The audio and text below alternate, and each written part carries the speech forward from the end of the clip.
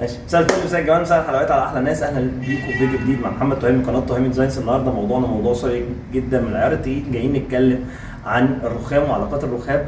ما تبقاش عامل رخام كده وخلاص وطريقه استلامك للرخام ايه، لا تعالى اقول لك تعمل تريكات وتعمل حبه حركات باقل التكاليف وتبقى عامل بيها ديكورات مستواها عالي قوي. تعالى نتكلم ونشوف معانا الدنيا هناك. ده كاونتر. الكاونتر ده انت شفت التصميم بتاعه قبل كده. الخامه عندنا ابتدينا نلعب بعلاقتين. كل الناس دايما بتروح عامله علاقه للبار كده، حته الشفه اللي مطيره وتروح مجلده حته حجر او مجلده اي حاجه. لكن هنا الفكره النتيجه بتاعتها بتبقى مستواها عالي. مستواها عالي ازاي؟ تعرف الصنايعي معاك شاطر ولا مش شاطر، ولا النتيجه بتاعته تبقى مش مظبوطه ازاي. اول حاجه ابتدينا نقسط العلاقه دي فاتحه، فالفاتح ده ابتدينا نقوم بيه 3 4 سم. دخلنا من 3 لقينا العلاقه مش مظبوطه فدخلنا في 7 8 سم. 7 8 سم العلاقه بتاعتي دي بعد كاونتر.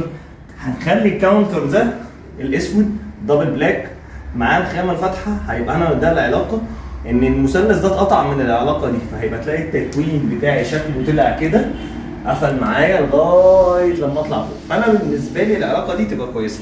اعرف الراجل ده بقى تمام ولا مش تمام معايا ازاي؟ تعالى اديك حبه تريكات تخلي بالك منها. تعالوا نبص هنا كده، هتلاقي سلك جلبنايز. سلك الجلبنايز ده وحبه الكنات دي تديك عصب للقيمه دي ما تتكسرش، دي تلاقيها عصب بعد كده. طريقه التركيب اللي هي الميكانيكا ازاي؟ وقطعيه ال 45 تقابل بعض، بمعنى مش زي انها تقابل بعض زي ما انتم شايفين كده. لما اجي اقفل ده على ده ما احسش ان القوره راكبه على قوره. يعني ايه القوره راكبه على قوره؟ لو انا بتكلم بالبلدي هتحس ان ده كده العلاقه بتاعته مش مظبوطه. تحس ان في فرق ال 2 سم دول علاقه. هيجي يقول لك لا طب ما هو ده صح واصل اصح وده العملي وده الفني وده مش عارف ايه. ده اي كلام حماده في الايه؟ الموضوع. لكن كده 45 في 45 بشطف ال 45 فالنتيجه بتاعتي مظبوطه. مع ان انا العلاقه بتاعتي، تعالوا نبص على التكوين هنا. هو ده بقى اللي بنتكلم عليه، طريقه فنيات التركيب.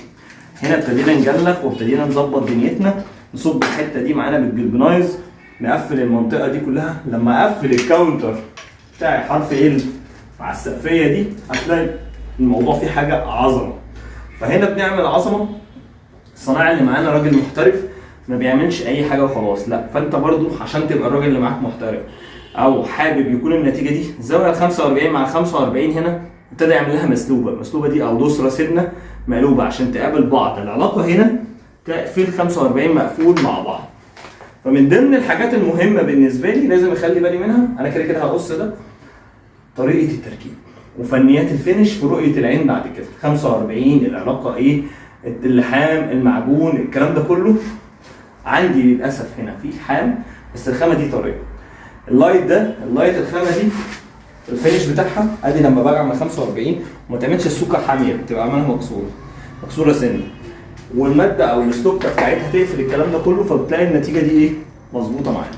ودي العلاقه اللي هتشوفوها مع شكل الكاونتر مع شكل المطبخ. هتلاقوا الموضوع هنا داخل معانا في حته ثانيه. تعالوا هنوريكم حبه مفاجآت ثانيه في طريقه التركيب الرخام. استنونا وما تنساش تفعل زر الجرس، تعمل لايك وسبسكرايب وتشترك معانا في القناه. السلام عليكم، كان معاكم مهندس الديكور محمد تهامي، قناه تهامي ديزاينز.